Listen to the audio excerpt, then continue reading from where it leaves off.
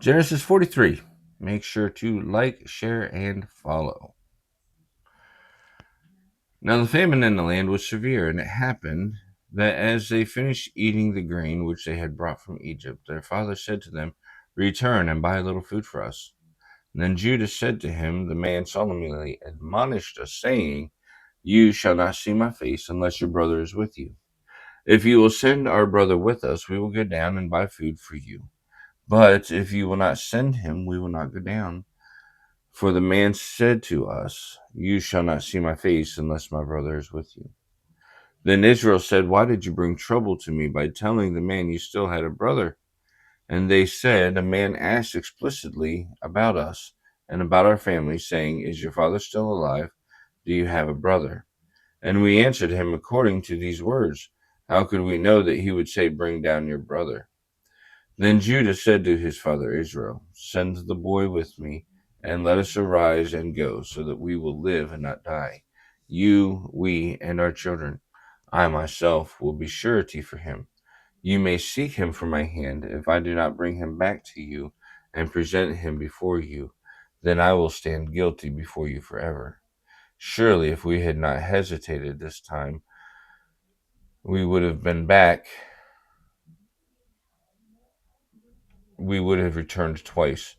Then their father said to Israel, If it must be so, then do this. Take some of the best products of the land in your bag, and take them down to the man as a gift, a little balm and honey, aromatic gum and myrrh, and pistachios and almonds, and take double the money with you. Take back with you the money that was returned in the mouth of your sacks. Perhaps it was a mistake. And take your brother. Now arise, return to the man. And may El Shaddai grant you the compassion before the man, that he may release your brother to you and Benjamin. As for me, I am bereaved. I am bereaved. So the men took this gift, and they took double money with their hands and Benjamin. And they arose and went down to Egypt and stood before Joseph. When Joseph saw Benjamin with them, he said to the one who was over his household, Bring the men into the house and slaughter and prepare an animal, for the men shall eat with me at noon. And the man did as Joseph said, and the man brought the men to the house of Joseph. And the men were afraid when they were brought to the house of Joseph. And they said, We were brought here on account of the money that was returned to our sacks the first time, that he might attack us and fall upon us and take us as slaves with our donkeys. So they approached the man who was over Joseph's house and spoke to him at the doorway of the house. And they said, Please, my lord, surely we came down once before to buy food. But when we came to the place of lodging, we opened our sacks, and behold, each one's money was in the mouth of his sack, our money in its full weight. So we have returned it with it in our hands. Now other money we have brought down in our hand to buy food. We do not know who put our money in our sacks. And he said, Peace to you, do not be afraid. Your God and the God of your father must have given you a treasure in your sacks. Your money came to me. And he brought Simeon out to them. And the man brought the men to Joseph's house, and he gave them water and washed their feet and gave fodder to the donkeys.